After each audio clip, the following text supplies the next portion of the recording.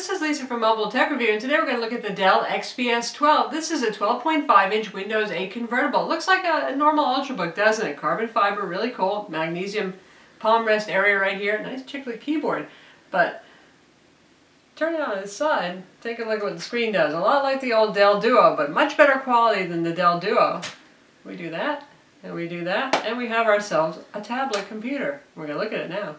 So this is the Dell XPS 12. This is an Ultrabook and it's a tablet, so we'll call it a convertible, and it runs Windows 8. Obviously we've got the live tile interface here, and the first thing that's pretty striking is the novel design, where we have this guy hanging like it's on an easel. And you can only push it in one direction, and magnets hold it in place, so it feels a little firm, and you can hear, in fact, listen to that sound, it slams back in place. The magnets are pretty darn firm, so is the hinge. So it's one of those you can actually poke at without too much wobble. There's a little bit. But anyway, here's the interesting thing. You do that. Nice carbon fiber lid right here, inverted. Close it up, and you've got yourself a tablet. So one of those best of both worlds kind of machines. Now the Dell is a 12.5-inch across machine, weighs 3.35 pounds. And it has a full HD IPS display with Gorilla Glass. Gorilla Glass is great, it makes it more durable. The only thing is you're going to get a little bit more glare, I find, off of Gorilla Glass, but the full HD IPS display, beautiful sharp colors, wide viewing angles, text is razor sharp. Obviously if you like to edit images in something like Photoshop, you're going to have a very clear view of that image. Loving that feature.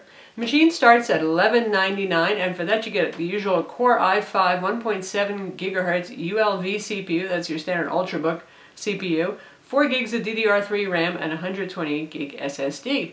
If you want to move up to a 256 gig SSD, that's going to cost you $1,500, and the top of the line model is $1,700. That gets you a Core i7, still ULV CPU, and the 256 gig SSD. So cheap, it's not. Well made, it is. Again, we've got the magnesium alloy deck over here, soft touch painted finish, carbon fiber bottom and top. Looks a lot like the XPS 12, and we've got the same little pop-open door here. Pretty stiff to pop it up, but you've got your service tag information here and your Windows license key underneath. Here's your air vents. Ridge design, a little bit raised here and here to allow the ventilation to actually do its thing. Top, really cool looking carbon fiber with aluminum, it's got an aluminum frame. So, high quality product, feels sturdy. This reminds me again of the XPS 12 and even the XPS 15. This feels like something you could bash a burglar with. It's really that solid. And the whole hinge assembly, very, as I said, stiff, which is an important thing with the tablet because you're going to be poking at it. And it's a big, wide hinge assembly that connects all the way across here. And the magnets really do a good job. As you can see, I'm tapping on pretty hard. You can hear them just slightly starting to come loose, but not fully. You really have to have a concerted push if you want to do the display swivel.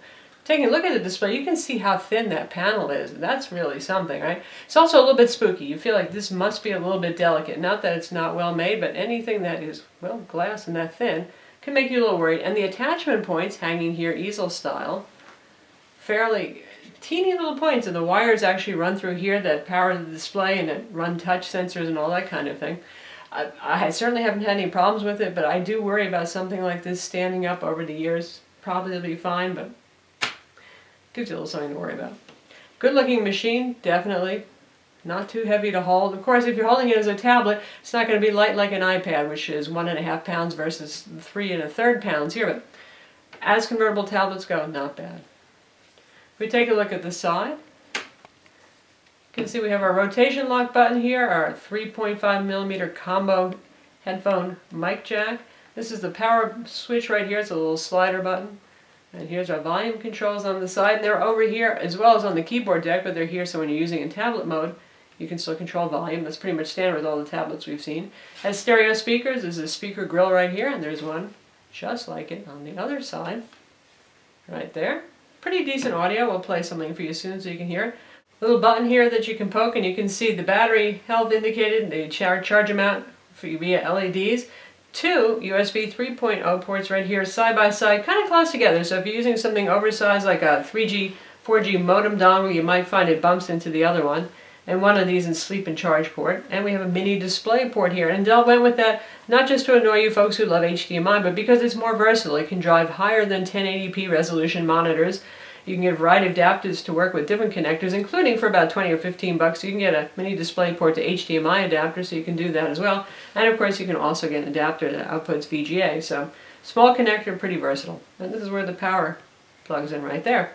It is a sealed design. The battery is not easily removable. Of course, you could unscrew all the screws on the bottom and start taking this apart to your heart's content, but they don't really intend for you to be ripping it apart yourself. And as we take a look inside again, we have really nice chiclet backlit keyboard here. Ambient light sensor for that. Also, there's an ambient light sensor for the display, which you can disable. I find this a little bit like Samsung tablets and convertibles. It's a little bit twitchy. It kind of goes bright, goes dark, goes bright, goes dark sometimes. So you can disable that. Though Dell says you can save an hour to an hour and a half in battery life depending on your various other settings if you do leave the ambient light sensor on. Let's take a little bit more look at the keyboard. And this is as far back as the display goes, by the way. So here we've got our nice island or chiclet style keyboard, sculpted keys, very nice. Fairly large trackpad here, buttonless style. Made by Cypress.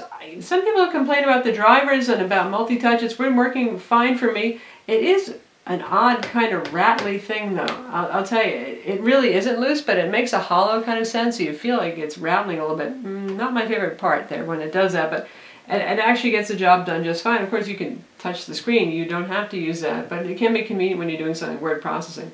Certainly to stay down here at the deck. FN row up here for controlling your multimedia settings and other stuff. Otherwise, pretty much your standard keyboard. Just really, really nice keyboard. And this is running Windows 8. You can order it with your choice of Windows 8 or Windows 8 Professional. I think Windows 8 is just fine for most folks. You have your live tile interface over here. Quick and easy to use, and the usual set of built-in applications. We have nifty weather, we have a lovely news application, there's an email client, a video player, works with Xbox Live service also, and a music player that works to play your own locally stored media and Xbox content. And here we have the very rich Bing News app, and you can see how responsive that is. Just really, really fast.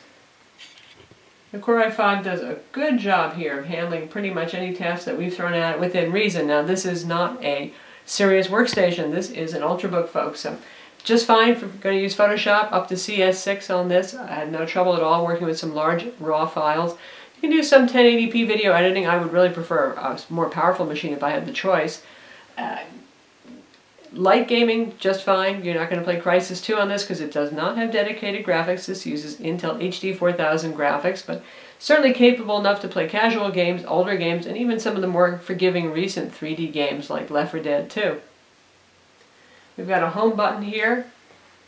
That's standard on all Windows machines with touchscreens, so you can either hit that or you can hit the Windows button on your keyboard to get back home again. And if you want to get to your traditional Windows desktop, because this is indeed a full Windows machine, here it is right here. Everything they're used to, pretty much like Windows 7, except the start menu is gone unless you add your own third-party utility to revive it again.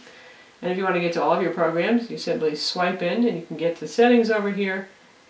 Search, which really, you can use it to search, but also is a great way to see all the programs that are installed. Now, because this is running at 1080p, you can see that these icons are fairly small. It's still very readable. It's a very sharp HD screen. And you can adjust the size by doing it the standard Windows 7 style here. You can set your fonts, and we're at 125% right now. Everything is pretty easy to see and pretty easy on the eyes as a result. But if you go to 100%, your icons do get kind of teeny. So not as much font scaling goes on here versus in this interface, where Windows always works to make sure that things are about the same size that is text and images across different resolutions. Dell doesn't load too much bloatware on here, thank goodness. So our 128 gig SSD has about 70 gigs free after installing the MS 2010 Trial Edition, activating that. You can see we've got Kindle on board, we've got some shortcuts to Dell, we've got some Dell utilities, and not too much else has been added on by them. When it comes to benchmarks, you can see right here we still have our PC Mark 7 score up, 4678, certainly respectable. Pretty much typical for what we'd see for a Ivy Bridge 3rd generation Core i5 ULV CPU with a fast SSD drive. This has the Samsung PM830 drive in it, by the way. That's quite a good drive, one of the fastest on the market right now. So we're thrilled to see that Dell continues to use that drive and device. Has dual band Wi-Fi too, 802.11 BGN, that's Intel 6235N, and that is WiDi wireless display capable. Bluetooth as well on board. And for our Windows Experience Index with our Core i5 model, you can see what we've got here. For processor, we scored 6.9. RAM scored 5.9. Graphics for desktop performance, 5.4. And that's the Intel HD 4000 integrated graphics again. 3D graphics scored 6.4. And the SSD scored 8.1. And that is on a scale of 1.0 to 9.9 under Windows 8 for the Windows Experience Index. So again, pretty much the scores we would expect to see from a decent ULV Ultrabook. Video playback performance with 1080p video is just fine, which is a great thing because this is, well, a 1080p display, so you can actually see this at native resolution without scaling. We're going to look at our own video collection and be able to hear the speakers as well. We're at about 2/3 volume right now, and this is a 1080p high-quality MPEG-4 trailer. Speakers aren't bad for a small machine.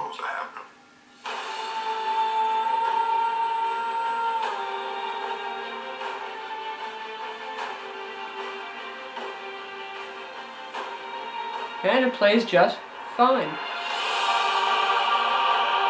Not bad audio at all. A little distortion there, but pretty darn good. The fan will kick on, not so much when it's playing locally stored content, but if you're streaming video, say YouTube or something from Hulu, the fan does come on. That seems to be a thing with Dell. They build the machine so thin and tight that there isn't much room for cooling. So as Ultrabooks go, sometimes this guy can get a little bit noisy, but most of the time it's fairly quiet. Certainly if you're doing normal productivity tasks, even working with Photoshop, the fan does not roar. You will hear the fan more if you're charging it, because charging actually generates heat, and because it will run at faster clock speeds, it doesn't need to save battery power at that point when it's plugged in. So unplugged is also going to be quieter. In terms of application response to, we've got MS Office 2010 installed on here, and you can see that's how quickly it launches. That's the beauty of an SSD drive, no problem with that kind of thing. Again, love typing on this keyboard. Battery life, so far Windows convertibles have not been super duper stellar, and we're seeing between 4 and 5 hours depending on how high we have the brightness set. Since this is a 400 nit IPS display, I find I rarely need to set it to maximum brightness. So running at 50% with the ambient light sensor on, getting about 4.5 hours or so on average. Certainly not up to Windows 7 Ultrabooks without touchscreen standards, but then you are getting the touchscreen. Speaking of touchscreen, 10 points of capacitive multi-touch here. We do not have a digital pen. You can use a capacitive stylus, much like you would with the iPad, but no precise digital pen or active digitizer here made by Wacom or N-Trig. So graphic artists, take note, this is not the notebook for you. And for those of you who want to use it as a tablet, it's pretty manageable. Like I said, it's 3.35 pounds. You're going to feel that on your arm, but if you're just using this, resting it on a table or on your leg, not so bad. You can see the amount of glare that there is here on this Gorilla Glass display, though. That's, once again, it's the only drawback, but certainly cuts a slim profile. I love the carbon fiber and the ridges because you can really keep a grip on the thing. And it doesn't get too hot here. Carbon fiber does not get that hot to the touch, so that's another good point. If you're going to hold the tablet, you don't want to fry your fingers off. Unlike the Lenovo, this is just a thin frame here. It may be strong, an aluminum frame, but it's not meant to be used in tent mode, you know, like propping it up like that kind of thing. So don't do that. If you want to use it, you're going to either use it as a tablet or as a computer. And here's the view before you turn it around and just give it a push, and you can see the magnets do the job and lock it right in. The machine has a 1.3 megapixel webcam up here at the top of the display where you would expect to see it. It also has built-in microphones so you can do your video chat, Skype, or what have you.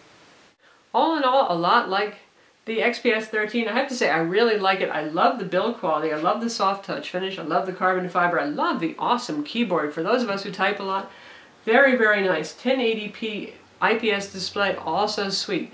The hinge, much as I worry about, I have to say it's kind of fun to play with. Just amazing how beautifully it works. Just well-made precision, tuned to function that nicely. Overall, nice machine. So that's the Dell XPS 12 convertible tablet. It's available now, though there's a wait if you order. It seems a couple of weeks to a month before you're going to get one of these. But still, one of the nicer Windows 8 convertibles on the market.